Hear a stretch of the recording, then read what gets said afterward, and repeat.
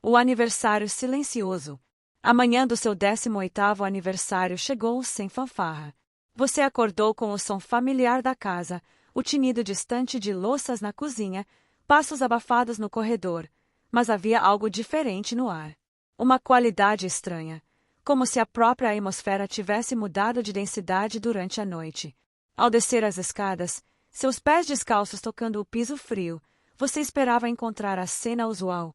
Sua mãe preparando o café, talvez um bolo simples na mesa, aquele sorriso cansado mas genuíno que ela sempre reservava para datas especiais. Em vez disso, encontrou silêncio. Ela estava lá, sim, de costas para você, mexendo algo no fogão com movimentos mecânicos, quase robóticos. Você disse bom dia. Sua voz soou estranhamente alta no silêncio denso da cozinha. Ela virou-se, e foi então que você viu, os olhos vermelhos, inchados, evitando os seus por apenas uma fração de segundo antes de forçar um sorriso que não alcançava as pálpebras. Bom dia, meu amor. Feliz aniversário. As palavras saíram corretas, mas o tom estava errado. Como uma música tocada a meio tom abaixo. Você sentiu algo se contrair no peito, aquela intuição primitiva que nos avisa quando algo fundamental está desalinhado no universo. Seu pai entrou na cozinha momentos depois. Normalmente expansivo, ele parecia menor de alguma forma, os ombros curvados sob um peso invisível. Ele também evitou seu olhar, focando intensamente em pegar a xícara de café, em verificar o celular, em qualquer coisa que não fosse você. O abraço que ele te deu foi rápido demais, os braços frouxos, como se tivesse medo de quebrar algo frágil. O café da manhã transcorreu em um silêncio pontuado apenas por sons obrigatórios, garfos tocando pratos, goles de café, o zumbido do refrigerador. Cada tentativa sua de puxar conversa era recebida com respostas monossilábicas, sorrisos tensos, olhares trocados entre seus pais que você não conseguia decifrar. Havia uma conspiração silenciosa acontecendo bem na sua frente. Você tentou ignorar, mas a sensação crescia. Aquele nó no estômago que aperta cada vez mais, a percepção aguda de cada microexpressão, cada pausa demorada demais, cada palavra não dita ocupando mais espaço que as ditas. A casa familiar de repente parecia estrangeira, como se você tivesse acordado em uma versão paralela e ligeiramente deslocada da sua realidade. Ao longo do dia, o padrão se repetiu. Mensagens de parabéns chegavam no celular, mas os olhos da sua mãe brilhavam com lágrimas que ela engolia de volta. Seu pai desaparecia por longos períodos, alegando trabalho, mas você o escutava do lado de fora da casa, falando ao telefone em tons baixos e urgentes. Ninguém mencionava festa. Ninguém mencionava presente. Ninguém mencionava nada além do absolutamente necessário. E você, no centro desse furacão silencioso, sentia cada célula do seu corpo gritando que algo monumental estava prestes a se revelar. Que esse aniversário, essa marca simbólica da sua entrada na vida adulta, seria a linha divisória entre o antes e o depois. O sol começou a se pôr, tingindo a sala de um laranja doentio, e você ainda não sabia o que. Mas sabia, com uma certeza que arrepiava a pele, que a verdade estava vindo. E que nada seria como antes. A verdade na sala de estar. A luz do final da tarde transformava a sala em um palco de sombras longas. Seus pais estavam sentados lado a lado no sofá, uma configuração incomum, formal demais, como se fossem dar uma entrevista. Você estava na poltrona em frente, as mãos suando, o coração já acelerado antes mesmo de qualquer palavra ser dita. Seu pai limpou a garganta. Uma vez, 2 vezes. Seus dedos tamborilavam no joelho, um ritmo nervoso que você nunca tinha visto nele antes. Precisamos conversar com você sobre algo importante. Ele começou, a voz controlada demais, cada sílaba medida como se estivesse lendo de um roteiro ensaiado. Sua mãe pegou a mão dele. O gesto deveria parecer afetuoso, mas você percebeu o aperto. Ela estava se segurando nele como quem se agarra a uma boia. Pode falar, você disse, sua própria voz soando distante, como se viesse de outra pessoa. Houve uma pausa. Longa. Pesada. Nós reescrevemos nosso testamento. Seu pai soltou as palavras de uma vez, como se arrancasse um band-aid de um ferimento. O silêncio que se seguiu tinha textura. Você podia senti-lo pressionando contra seus ouvidos. Ok. Você respondeu devagar, sem entender ainda para onde aquilo ia, mas já sentindo o chão começar a ceder sob seus pés. Sua mãe finalmente olhou para você, e havia algo nos olhos dela, pena, culpa, talvez remorso, que fez seu estômago revirar. Decidimos que você não estará incluído na herança. As palavras flutuaram no ar por um momento, sem sentido, como se fossem de outra língua. Seu cérebro se recusou a processá-las inicialmente. Como assim? A pergunta saiu mais como um sussurro do que você pretendia. Achamos melhor assim, seu pai disse, desviando o olhar novamente, fixando-se em um ponto indefinido na parede. É uma decisão que tomamos juntos, depois de muito pensar. Melhor? Melhor para quem? Sua voz estava subindo agora, o choque dando lugar a algo mais quente, mais perigoso. Vocês estão me tirando da herança no meu aniversário de 18 anos. Não é sobre você, sua mãe começou, a frase mais vazia que você já tinha ouvido. É sobre o que achamos que é certo para a família como um todo. Eu não sou parte da família. As palavras saíram afiadas, cortantes. Não diga isso, ela respondeu, e agora havia lágrimas correndo pelo rosto dela, mas isso só te deixou mais furioso. Ela não tinha o direito de chorar. Não agora. Então expliquem. Expliquem para mim como isso faz algum sentido. Seu pai respirou fundo, preparando-se. Você é jovem. Tem a vida toda pela frente. Tem saúde, inteligência, capacidade. Não precisa de herança para construir seu futuro. Mas meus irmãos precisam. Você contra-atacou, a peça faltante do quebra-cabeça finalmente encaixando. Eles vão receber tudo. O silêncio foi a resposta. Inacreditável. Você riu, mas não havia humor algum no som. Então é isso. Eu sou jovem demais, forte demais, capaz demais para merecer alguma coisa. Não se trata de merecer, sua mãe tentou. Então se trata do quê? Você explodiu, levantando-se da poltrona. Me digam. Porque até agora só ouvi justificativas vazias que não significam nada. Seu pai também se levantou, as mãos estendidas em um gesto apaziguador que só te irritou mais. Precisamos garantir que seus irmãos tenham segurança. Você vai entender quando for mais velho, quando tiver suas próprias responsabilidades. Eu tenho 18 anos hoje, você gritou. Eu sou mais velho. E a mensagem que vocês estão mandando é que eu não importo. Que minha posição nessa família é condicional, descartável. Não é assim, sua mãe soluçou, mas as palavras eram ocas. Então como é? Porque de onde eu estou, parece que vocês decidiram que eu sou o filho que pode se virar sozinho, o que não merece proteção, o que não merece ser lembrado. Seu pai fechou os olhos. A decisão está tomada. O testamento já foi registrado. E ali estava, a porta se fechando, a sentença final. Sem apelação. Sem volta. Você olhou para eles. Esses dois estranhos que compartilhavam seu DNA, que tinham te criado, que agora te olhavam como se você fosse um problema a ser resolvido, e sentiu algo fundamental se romper dentro do peito. Não era só sobre dinheiro. Nunca tinha sido. Era sobre o que aquele pedaço de papel significava, que você era menos. Que seu valor era menor.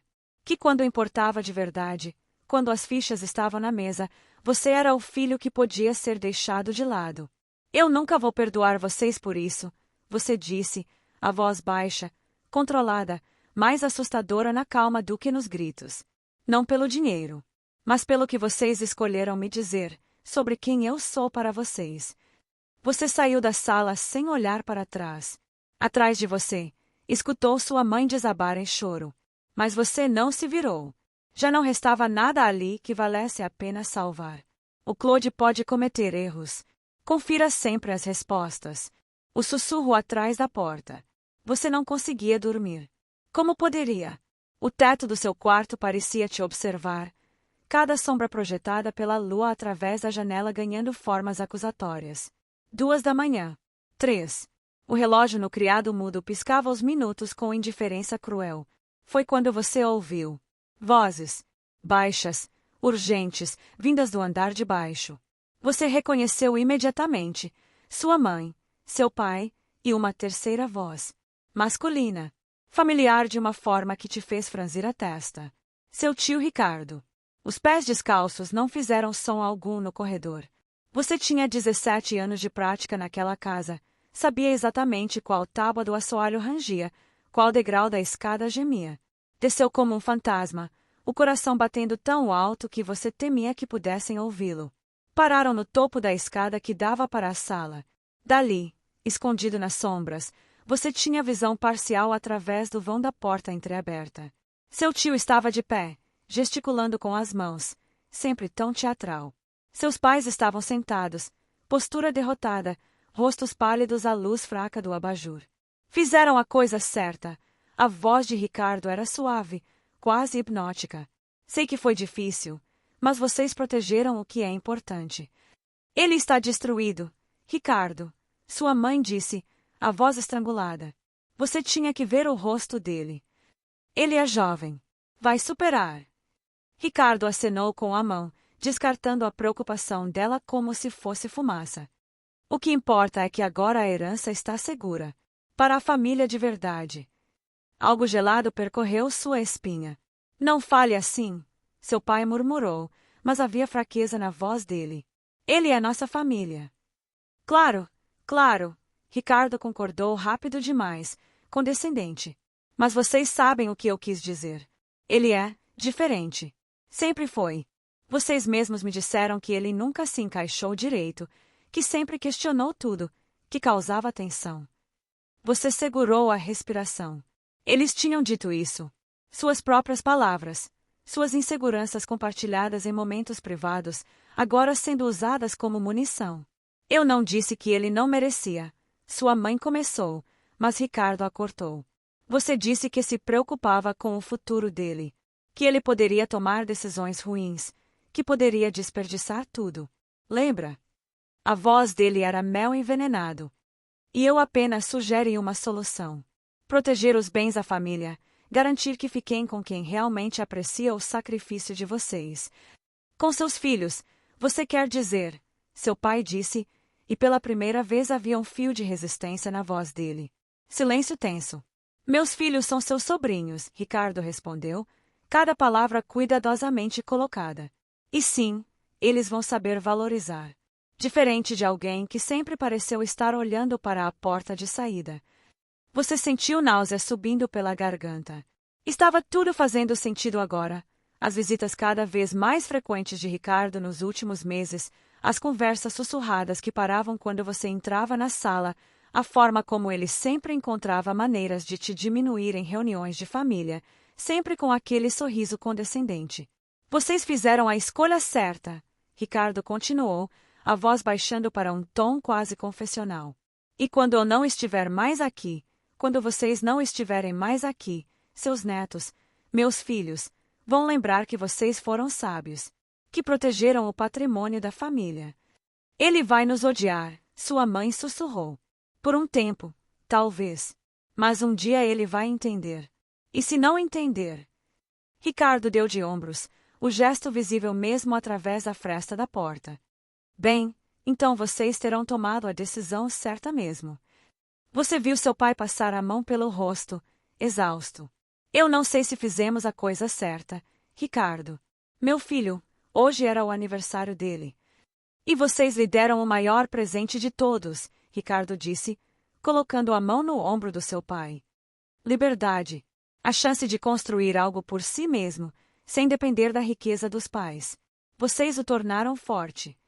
A manipulação era tão transparente, tão óbvia vista de fora, mas você podia ver seus pais acenando lentamente, querendo acreditar, precisando acreditar que não tinham acabado de destruir o relacionamento com o próprio filho. Ricardo se levantou para ir embora. Lembrem-se, ele disse na porta, a voz casual demais, o testamento já está registrado. Não há razão para olhar para trás agora. O que está feito, está feito. A porta da frente se fechou suavemente. Você ficou congelado nas sombras, processando. Não era coincidência. Não era uma decisão espontânea dos seus pais. Ricardo tinha plantado as sementes meticulosamente, Tinha regado cada dúvida, cada insegurança, cada medo que seus pais tinham sobre você até que crescessem em uma árvore venenosa grande o suficiente para te excluir completamente. E o pior, tinha funcionado. Abaixo, você ouviu sua mãe começar a chorar de novo. Seu pai murmurando palavras de consolo que soavam vazias mesmo à distância. Você deveria sentir pena deles. Talvez devesse. Eles eram vítimas também, em certo sentido. Manipulados, ludibriados, transformados em armas contra o próprio filho. Mas naquele momento, escondido nas sombras da escada, você não sentia pena. Sentia clareza. Cristalina, cortante, absoluta. Ricardo tinha roubado sua herança. Não com violência, mas com sussurros. Não com força, mas com veneno gotejado lentamente na mente dos seus pais até que eles mesmos segurassem a faca. E a coisa mais assustadora, ele tinha quase conseguido fazer você acreditar que merecia aquilo, que realmente era o filho problemático, o diferente, o que não se encaixava. Mas agora você via. E ver mudava tudo. Você subiu a escada em silêncio, voltou para o quarto, fechou a porta. Sentou-se na cama, mãos tremendo, não de medo, mas de algo mais quente, mais poderoso. Determinação. Ricardo tinha subestimado você. Achava que você era jovem demais, fraco demais, quebrado demais para reagir. Mas ele tinha esquecido algo crucial. Você tinha 18 anos agora, maior de idade. E ao contrário dos seus pais, você não estava cego. Você sabia a verdade. E a verdade era uma arma. Você não sabia ainda exatamente como, não tinha um plano completo, mas ali, na escuridão do seu quarto, você fez uma promessa silenciosa: Ricardo não ia ganhar. Seus pais talvez tivessem assinado aquele testamento, mas a história não terminava ali. Você ia lutar. Não apenas pelo dinheiro, embora isso importasse, mas pela justiça, pela verdade, por provar que você não era o filho descartável que Ricardo tinha convencido seus pais que você era. A madrugada começou a clarear na janela. Você não dormiu. Não precisava mais. O luto tinha acabado. A guerra estava apenas começando. Entre papéis e sombras. A oportunidade chegou 3 dias depois, quando seus pais saíram para o que chamaram de compromisso importante, provavelmente outra reunião com Ricardo para solidificar a traição. Você esperou a caminhonete desaparecer na curva da rua antes de se mover. O escritório do seu pai ficava no fundo da casa, uma sala com cheiro de couro velho e tinta de impressora. Você tinha estado ali 1000 vezes antes, mas nunca com esse propósito. Nunca como intruso. Nunca procurando por provas da própria irrelevância. As mãos tremiam ao abrir a primeira gaveta do arquivo. Contratos. Contas. Documentos do carro. Nada. A segunda gaveta revelou declarações de imposto, organizadas por ano em pastas cor de vinho. Você folheou rapidamente, sem saber exatamente o que procurava, mas confiando que reconheceria quando visse. Foi na terceira gaveta, a que sempre ficava trancada, aquela que seu pai abria com uma pequena chave que mantinha no chaveiro, que você encontrou. A fechadura cedeu surpreendentemente fácil com um grampo de cabelo. Talvez devesse ter sido mais difícil. Talvez as coisas importantes sempre fossem protegidas com menos cuidado do que deveriam. Dentro, uma pasta manila grossa, sem etiqueta. Seu coração acelerou. Com cuidado, você a abriu sobre a mesa, a madeira rangendo sob o peso dos seus cotovelos. O primeiro documento era o testamento antigo, o original, de 5 anos atrás. Você reconheceu as assinaturas, firmes, confiantes, indubitavelmente dos seus pais. E ali, preto no branco, seu nome junto com seus irmãos. Divisão equitativa entre todos os filhos. Você passou para o próximo documento. O testamento novo, aquele que te apagava. À primeira vista, parecia legítimo. Mesma formatação, mesmo cabeçalho do cartório, mesmas testemunhas. Espera. Você voltou uma página. Depois outra. Comparou as datas. O testamento novo tinha data de 15 de agosto. Mas na margem inferior, quase imperceptível, havia um carimbo de protocolo do cartório, recebido para registro em 22 de agosto. 7 dias de diferença. Estranho, mas talvez explicável. Exceto que, Você pegou o seu celular, abriu o calendário, voltou para agosto. Dia 15 era uma segunda-feira. Você lembrava dessa semana perfeitamente porque tinha sido a semana das suas provas finais. Seus pais tinham viajado, algo sobre visitar um parente doente no interior. Tinham ficado fora de terça a sexta. Eles não estavam nem na cidade no dia 15. Impossível terem assinado o testamento naquela data. O ar pareceu ficar mais denso na sala. Com mãos agora genuinamente trêmulas, você examinou as assinaturas mais de perto. Pegou o testamento antigo, colocou lado a lado sob a luz da luminária. Eram parecidas, muito parecidas, mas não idênticas.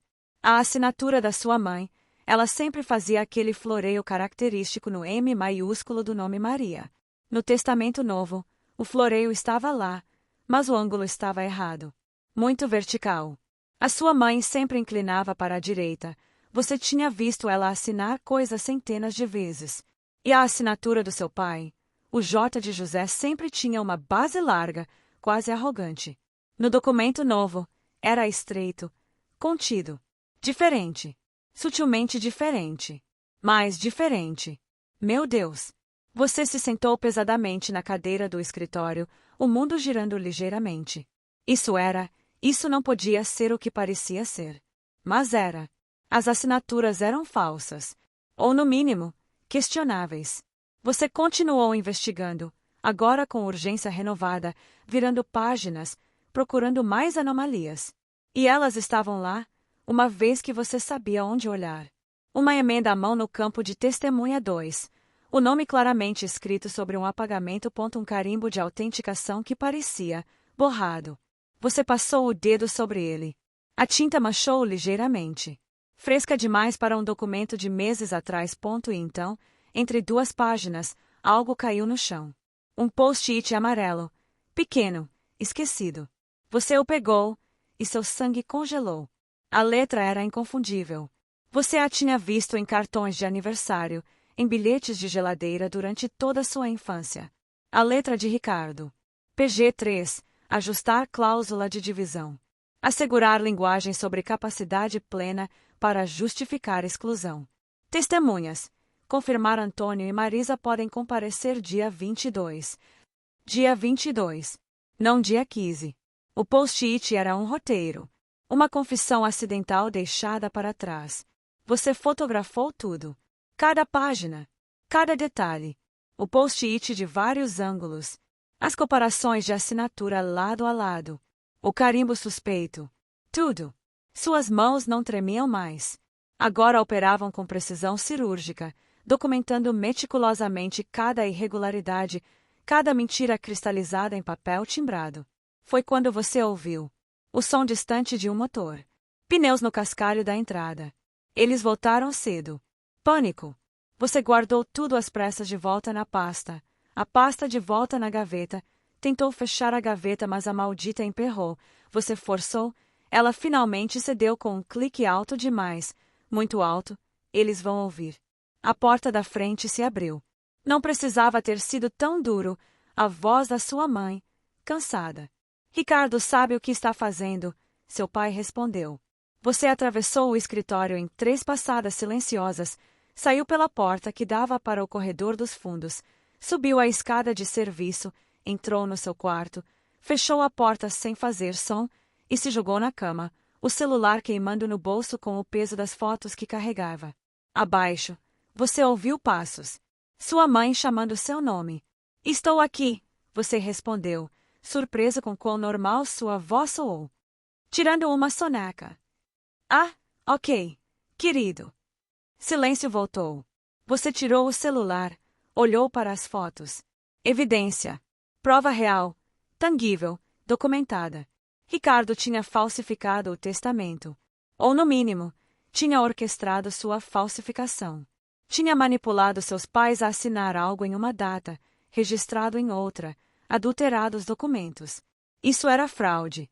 Criminosa. Processável. Mas apresentar essas provas significava destruir sua família completamente. Significava potencialmente colocar Ricardo na cadeia. Significava expor seus pais como vítimas ou cúmplices. Você ainda não sabia exatamente qual. Significava guerra total. Você olhou para o teto, respirando fundo, calibrando. E então pegou o telefone e digitou: preciso de um advogado especializado em direito sucessório. Urgente. Hesitou apenas um segundo antes de apertar enviar. Apenas um segundo. Porque você já tinha decidido. Ricardo tinha jogado sujo. Agora você também ia jogar. E você ia ganhar. O escritório na rua silenciosa. O escritório ficava em um prédio discreto no centro antigo da cidade, longe o suficiente de casa para que ninguém que você conhecesse te visse entrar. Terceiro andar, porta 304, placa simples de latão. Doutor Henrique Moraes, advocacia civil e sucessória. Você tinha encontrado o nome dele através de uma busca obsessiva na madrugada anterior. Boa reputação, sem conexões com sua família, especializado em casos complexos de herança. As avaliações online mencionavam palavras como meticuloso, incisivo, não tem medo de brigar. Eram exatamente essas qualidades que você precisava. A secretária, uma mulher de uns 50 anos, óculos pendurados em uma corrente, te recebeu com um sorriso profissional. O doutor Moraes está te esperando. Pode entrar. A sala era menor do que você imaginava. Estantes repletas de livros jurídicos, diplomas nas paredes, uma mesa de madeira escura coberta de processos organizados em pilhas precisas. E atrás dela, um homem de talvez 45 anos, cabelos grisalhos nas têmporas, olhos afiados que te avaliaram em menos de 3 segundos. Senta, ele disse, sem preâmbulos. Você mencionou no e-mail algo sobre irregularidades em um testamento. Vamos direto ao ponto. Quanto tempo temos? A franqueza te pegou de surpresa, mas também te tranquilizou. Sem rodeios. Sem condescendência. Não sei, você admitiu. O testamento foi registrado em agosto. Eu descobri as irregularidades há 3 dias. Registrado em que cartório? Segundo o cartório de notas da comarca. Moraes anotou algo rapidamente. Teus pais ainda estão vivos? Sim. Então, tecnicamente, ainda não há sucessão aberta. O testamento existe, mas não está em efeito. Ele te olhou diretamente. Mas imagino que não é por isso que você está aqui. Você quer anulá-lo antes que seja tarde demais. Correto. Você acenou afirmativamente. Mostra o que você tem. Com mãos que tentavam não tremer, você abriu a pasta que tinha trazido. Impressões das fotos. Comparações lado a lado das assinaturas. Cópias de calendários. Comprovantes de viagem dos seus pais. E o post-it, protegido em um saco plástico transparente como se fosse evidência de crime. Por que era? Moraes pegou os documentos sem falar, colocou óculos de leitura e começou a examinar. O silêncio na sala era absoluto, quebrado apenas pelo som ocasional de papel sendo virado de uma respiração pensativa. 5 minutos se passaram. Depois 10. Finalmente, ele tirou os óculos e se recostou na cadeira. Isso é bom, ele disse, e pela primeira vez havia algo que se aproximava de aprovação na voz dele. Muito bom, na verdade. Você tem bom olho. Então é real. As irregularidades. Vamos por partes. Ele pegou a comparação de assinaturas. Grafotecnia não é minha área de expertise, mas essas discrepâncias são suficientemente aparentes para justificar uma perícia oficial. A inclinação, a pressão da caneta, os pontos de hesitação. Se eu tivesse que apostar, diria que essas assinaturas foram forjadas. Não necessariamente falsificadas do zero, mas no mínimo copiadas de outros documentos. Seu estômago apertou. Ouvir em voz alta, de um profissional, tornava tudo mais real. Agora, a questão da data, Moraes continuou, pegando os comprovantes de viagem. Teus pais estavam documentadamente fora da cidade no dia que o testamento alega ter sido assinado. Isso é inconsistência grave. Somado ao fato de que o protocolo de registro é uma semana depois. Ele assobiou baixo. Alguém cometeu erro elementar. Provavelmente acharam que ninguém iria verificar. E esse post-it? Você perguntou, apontando para o saco plástico. Moraes o pegou, leu cuidadosamente, virou de um lado para o outro como se fosse uma peça de museu. Isso, ele disse devagar, é evidência de premeditação. Se conseguirmos provar que essa letra é do teu tio, e vamos precisar de um laudo grafotécnico para isso também, temos não apenas falsificação de documento, mas conspiração para fraude sucessória. Ele te olhou seriamente. Você entende a gravidade do que estou dizendo? Isso não é apenas um caso civil. Pode ter ramificações criminais. Eu entendo. E você está preparado para isso? Porque não há meio termo aqui. Se seguirmos em frente, sua família vai implodir. Teus pais podem ter que testemunhar. Teu tio pode enfrentar acusação criminal. Vai ser guerra, e vai ser pública. Você respirou fundo. Minha família já implodiu. Eles me tiraram do testamento no meu aniversário de 18 anos porque meu tio os convenceu que eu não valia nada. A guerra já começou. Eu só estou finalmente armado para ela. Moraes te observou por um longo momento, depois acenou lentamente. Certo. Então vamos falar sobre o processo. Temos duas frentes, a civil e potencialmente a criminal. Na frente civil, vamos entrar com uma ação de anulação de testamento por vício de consentimento e falsidade ideológica. Vamos precisar de... Ele começou a listar nos dedos. 1. Perícia grafotécnica nas assinaturas. Vou indicar um perito de confiança. Custo aproximado, R$ 3.000. 2. Depoimentos testemunhais. Vamos precisar que teus pais sejam ouvidos sob juramento. Se eles confirmarem que não assinaram o documento naquela data, temos caso sólido. 3. Investigação sobre as testemunhas listadas no testamento falso. Antônio e Marisa, segundo esse post-it. Precisamos saber quem são, se foram coagidas, se sabiam que estavam participando de uma fraude. 4. Análise forense do documento físico. O cartório mantém o original. Vamos precisar de uma ordem judicial para acessá-lo e submetê-lo ao exame. Tinta, papel, impressões digitais se houver. Você estava anotando freneticamente no celular. Quanto tempo isso tudo leva? Depende. Se tivermos sorte e o juiz for receptivo à urgência do caso, podemos ter uma liminar em 2 semanas para suspender os efeitos do testamento enquanto o processo corre. A ação completa. 6 meses a 1 ano, no mínimo. E se meus pais morrerem antes disso? A pergunta saiu mais crua do que você pretendia. Moraes não piscou. Então a sucessão se abre com base no testamento em vigência. Por isso a liminar é crucial. Temos que congelar tudo até resolvermos a questão da validade. E a parte criminal? Isso é opcional, mas recomendável. Se caracterizarmos falsificação de documento público e estelionato, o Ministério Público pode oferecer denúncia contra teu tio. Pena pode chegar a 6 anos. Mas, ele levantou um dedo, isso torna tudo mais complicado. Processos criminais são lentos e imprevisíveis. Você processou tudo, o peso das decisões pressionando seus ombros. Quanto você cobra? Honorários iniciais, R$ 5.000. 20% de êxito sobre o valor recuperado da herança, se ganharmos. Se perdermos, você não paga os 20%, mas os 5.000 não voltam. R$ 5.000. Praticamente todas as suas economias dos últimos 2 anos de trabalho parte-time. Mas o que era a alternativa? Aceitar? Desistir? Eu aceito, você disse. Moraes estendeu a mão. O aperto foi firme, profissional. Então estamos em acordo. Vou preparar a petição inicial ainda hoje. Mas preciso que você entenda uma coisa. Ele se inclinou para a frente, voz baixando. O que você está fazendo é corajoso, mas também é permanente. Relações familiares não se recuperam de processos judiciais. Você está certo de que quer cruzar essa linha.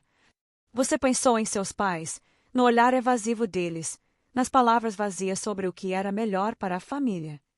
Pensou em Ricardo, sorrindo aquele sorriso de quem achava que tinha ganhado. Pensou no post-it amarelo, na letra dele planejando sua exclusão como se você fosse apenas um obstáculo a ser removido. Eles cruzaram a linha primeiro, você disse. Eu só estou respondendo. Moraes acenou, satisfeito. Então vamos à guerra. Te ligo em 48 horas com o andamento da perícia. Enquanto isso, ele deslizou um cartão pela mesa. Esse é meu celular pessoal. Se qualquer coisa acontecer, se teus pais confrontarem você, se teu tio aparecer, Se qualquer documento novo surgir, você me liga imediatamente. Entendido? Entendido. Você saiu do escritório com o sol da tarde batendo na cara, o barulho da cidade voltando aos poucos aos seus ouvidos. Tudo parecia ligeiramente irreal, como se você estivesse assistindo sua própria vida de fora. Mas no bolso, você sentia o peso do cartão de Moraes. E no peito, pela primeira vez em dias, algo que não era desespero. Era esperança. Perigosa, afiada, mas esperança mesmo assim. A guerra tinha começado oficialmente. E você não estava mais lutando sozinho. O Claude pode cometer erros. Confira sempre as respostas. A escritura esquecida. A ligação de Moraes chegou na manhã seguinte, mais cedo do que você esperava. Preciso que você venha ao escritório. Agora. O tom dele era diferente. Tinha urgência, mas também algo que soava perigosamente próximo de entusiasmo. 40 minutos depois, você estava de volta à sala 304. Moraes tinha um documento aberto na mesa, caneta apontando para uma linha específica. Você sabia disso? Ele perguntou sem preâmbulos. Você olhou para o papel. Era uma certidão de propriedade do registro de imóveis. Referente à casa da família, aquela casa grande onde você tinha crescido, onde tudo tinha desmoronado dias atrás. E lá, no campo proprietário, estava seu nome. Completo. Legal. Registrado. Isso não pode estar certo, você murmurou. A casa é dos meus pais. Juridicamente. Não. Não mais. Moraes recostou na cadeira, um sorriso fino nos lábios. Pelo que consegui apurar, teus pais transferiram a propriedade para teu nome quando você completou 15 anos. Provavelmente alguma estratégia de planejamento sucessório ou proteção patrimonial que o contador deles sugeriu na época. Você lembrava vagamente, uma tarde no cartório, papéis sendo assinados, seu pai dizendo que era apenas formalidade, que você nem precisava se preocupar com aquilo. E eles simplesmente esqueceram. Aparentemente. Ou acharam que era irrelevante, já que você morava lá e eles tinham controle de fato sobre tudo. Moraes bateu o dedo no documento. Mas controle de fato não é propriedade legal. Essa casa é tua. E não entra em testamento porque não pertence a eles.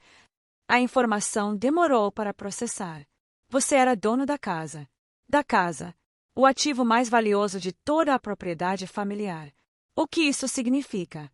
Significa, Moraes disse devagar, cada palavra carregada de significado, que você tem alavancagem. Real, concreta, registrada em cartório. Ele se inclinou para a frente. Pensa bem, Ricardo manipulou teus pais para te tirarem do testamento. Mas não pode ter esperado por isso. A casa sozinha vale mais do que tudo que sobrou para ser dividido entre teus irmãos. E ela já é tua.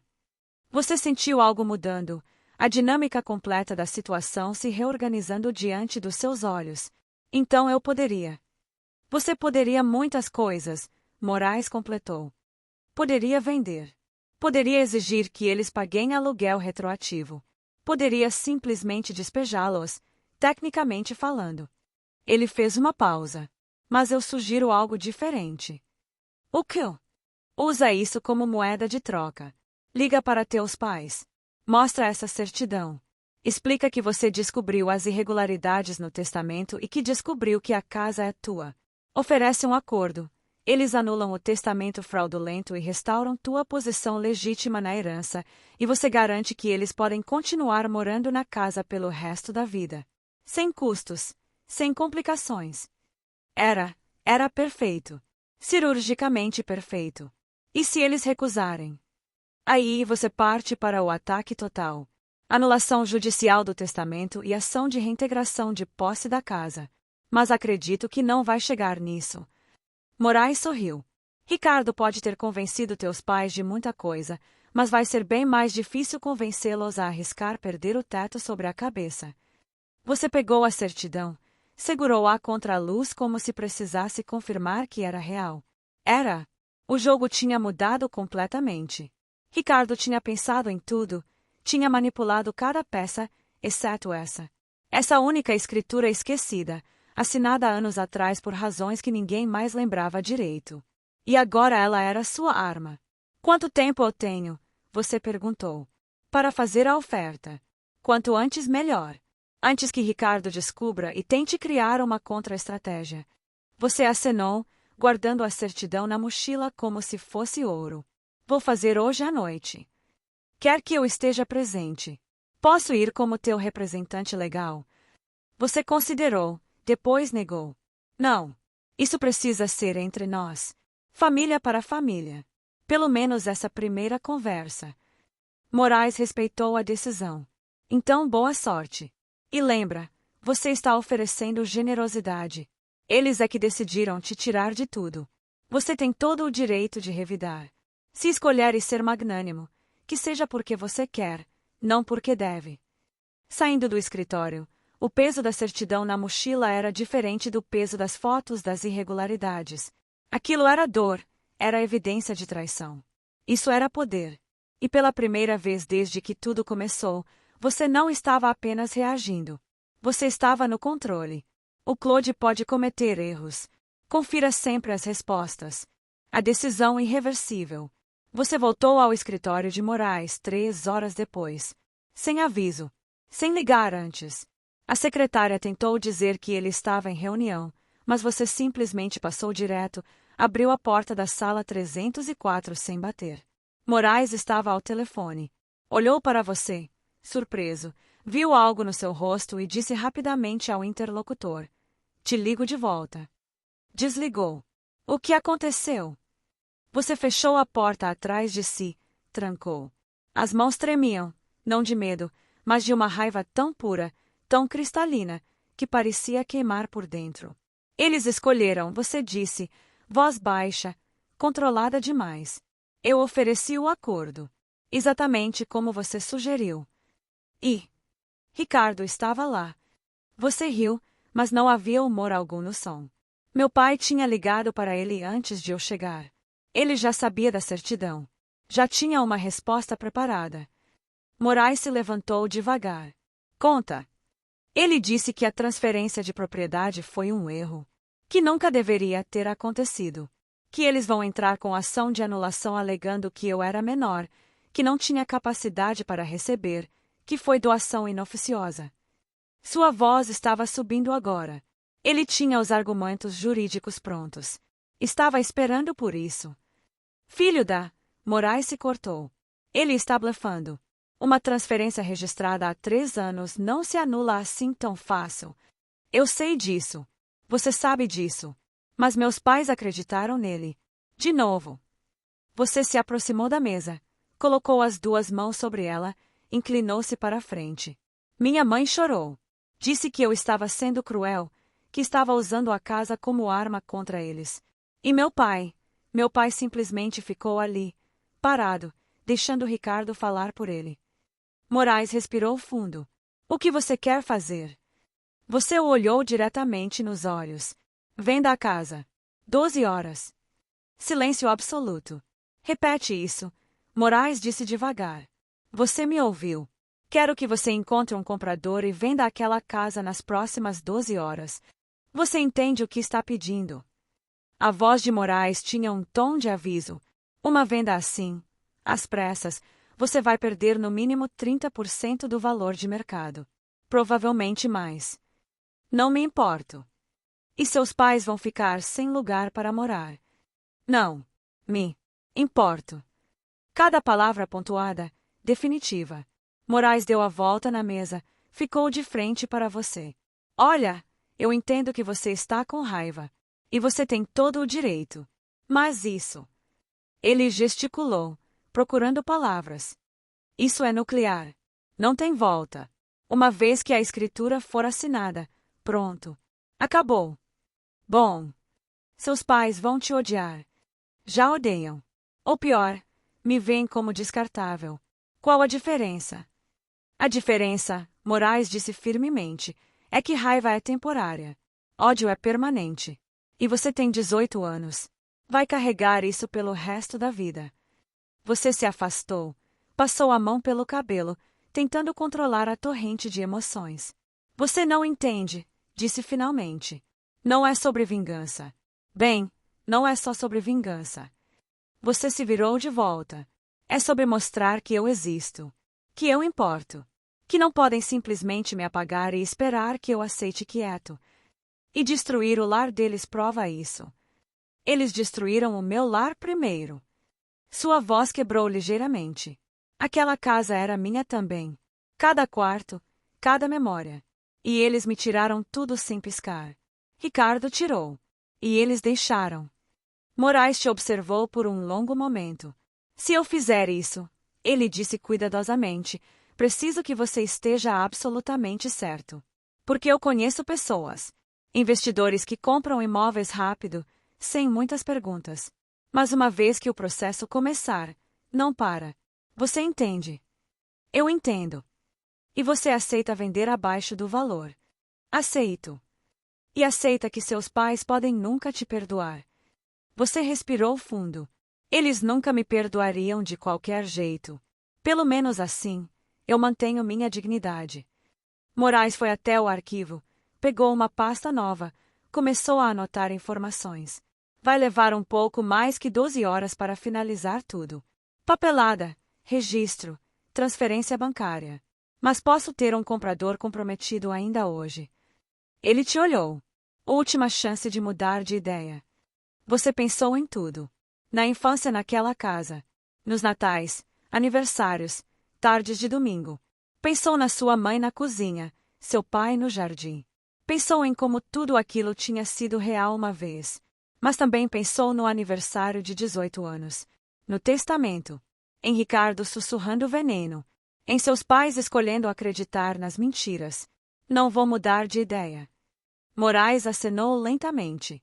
Então vamos precisar da certidão original, documentos de identidade, e você vai ter que assinar uma procuração me dando poderes para negociar em teu nome.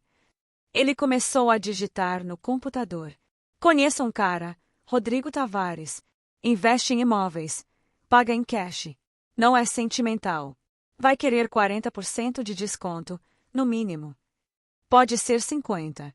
Eu só quero que isso acabe. 50 é loucura. Moraes. Você o interrompeu. Eu não quero o melhor negócio. Eu quero rapidez. Eu quero que quando eu ligar para meus pais daqui a... Você olhou o relógio. Daqui a 12 horas, eu possa dizer, pronto. Vendido. Acabou.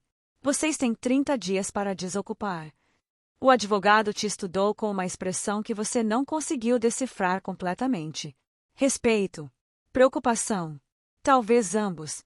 Você é mais duro do que eu pensei, ele disse finalmente. Não sou duro. Estou ferido. E pessoas feridas fazem coisas extremas. Moraes pegou o telefone. Rodrigo. Henrique Moraes. Tenho uma oportunidade para você. Casa de alto padrão, bairro nobre. Precisa de comprador imediato. 50% abaixo da avaliação. Pausa. Sim, você ouviu certo. Mas preciso de resposta hoje. Agora. Enquanto ele negociava, você se sentou na cadeira de frente à mesa, o peso da decisão finalmente aterrissando. Não havia alívio. Não havia satisfação. Apenas a certeza fria e dura de que tinha cruzado uma linha que não sabia que existia até poucos dias atrás. Moraes desligou. Ele quer ver a casa em 2 horas. Se gostar, fecha negócio hoje mesmo. Transferência bancária até amanhã de manhã. Você acenou. Então está feito. Está feito, Moraes confirmou, mas sua voz carregava peso. Que Deus tenha misericórdia de todos vocês. Você não respondeu. Não havia nada mais a dizer. A bomba estava armada. E em 12 horas, explodiria. A explosão. A ligação veio às 23h47. Seu pai. Você atendeu no 3º toque. O que você fez? A voz dele era irreconhecível, rouca, quebrada, furiosa de um jeito que você nunca tinha ouvido. Ao fundo, sua mãe soluçava descontroladamente. Bom dia, casa, você disse, voz calma demais para o furacão do outro lado. O comprador assina amanhã às 9. Você não pode fazer isso. Essa é nossa casa. Não. É minha casa. Vocês mesmos transferiram há 3 anos. Lembra? Silêncio cortante. Depois a voz da sua mãe, histérica. Como você pode ser tão cruel? Nós te criamos. Te demos tudo. Menos uma herança. Menos respeito. Menos consideração. Seu pai voltou. Ricardo disse que você está sendo manipulado, que esse advogado. Ricardo! Você explodiu finalmente. Ricardo que falsificou o testamento. Que forjou suas assinaturas. Que planejou me apagar da família para que os filhos dele ficassem com tudo. Silêncio. Eu tenho as provas. O post-it na letra dele. As datas que não batem. As assinaturas adulteradas. Tudo. Você ouviu sua mãe chorar mais alto. Seu pai respirando pesado. Nós não sabíamos, ele murmurou. Ricardo disse que era legal, que era o melhor para todos. E vocês acreditaram. Sem me ouvir.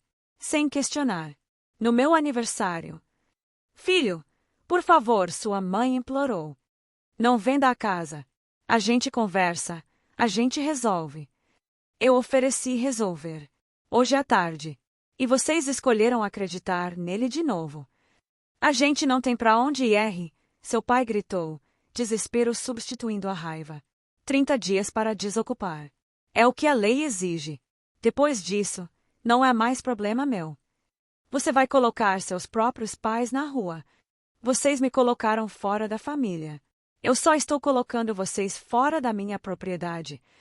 Sua mãe soluçou. Eu te perdoo, tá? Eu te perdoo por tudo. Só não faça isso. Perdoa.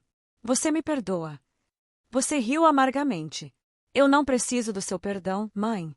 Eu não fiz nada errado. Vocês fizeram. Seu irmão tinha dívidas. Seu pai explodiu. Ricardo disse que se você herdasse inteligência artificial emprestar dinheiro para ele e a agente inteligência artificial perder tudo. A verdade finalmente. Crua. Feia. Então me tiraram da herança por algo que eu poderia fazer? Baseado no que Ricardo disse. Silêncio devastador. A venda acontece amanhã às 9, você disse. Boa noite. Desligou com eles ainda gritando. O telefone caiu da sua mão. E pela primeira vez em dias, você chorou. O Claude pode cometer erros. Confira sempre as respostas. A assinatura final. O cartório estava silencioso às 9 da manhã.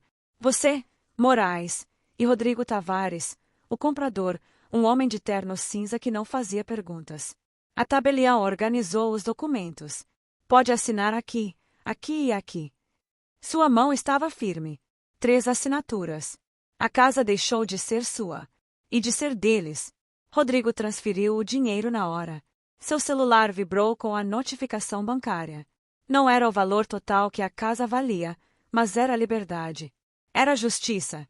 Prazer fazer negócio, Rodrigo disse, apertando sua mão. Quando você saiu, viu o carro dos seus pais estacionado em frente. Eles tinham vindo. Claro que tinham. Sua mãe saiu correndo. Ainda dá tempo. A gente anula. A gente. Já está feito, você disse calmamente. A escritura foi registrada. A casa não é mais minha. Nem de vocês. Ela desabou ali mesmo, na calçada. Seu pai se aproximou, o rosto cinza. Você destruiu essa família. Não. Vocês destruíram quando escolheram mentiras ao invés de mim. Moraes se aproximou, entregou um envelope ao seu pai. Notificação de despejo. 30 dias.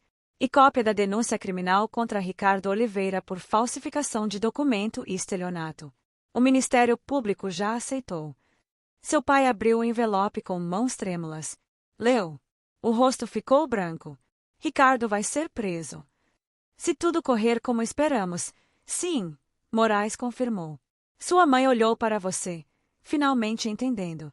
Ele mentiu pra gente, sobre tudo. Sobre tudo, você confirmou. E vocês deixaram. Porque era mais fácil acreditar que eu era o problema. Silêncio pesado. Eu não sei se consigo te perdoar por isso, seu pai disse, voz quebrando. Não precisa. Eu também não sei se consigo perdoar vocês. Você respirou fundo. Mas pelo menos agora estamos quites. Vocês me tiraram da herança. Eu tirei a casa. Ricardo perdeu tudo. E a verdade finalmente apareceu. Você se virou para ir embora. Filho, sua mãe chamou, estendendo a mão. Você parou, olhou para trás. Eu amava vocês. Mais que qualquer herança. Mais que qualquer casa. Sua voz estava calma, clara. Mas vocês não amaram o suficiente para me defender. Então agora, cada um segue seu caminho. Entrou no carro com Moraes. Enquanto se afastavam, você viu seus pais ainda parados na calçada, pequenos, perdidos, finalmente entendendo o preço das escolhas que fizeram. Você não sentiu triunfo, nem arrependimento. Apenas paz. A guerra tinha acabado. E você tinha sobrevivido. Para onde agora? Moraes perguntou. Você olhou pela janela. A cidade se abria à frente, cheia de possibilidades. Pra frente, você disse. Só pra frente. E pela primeira vez em semanas, você sorriu.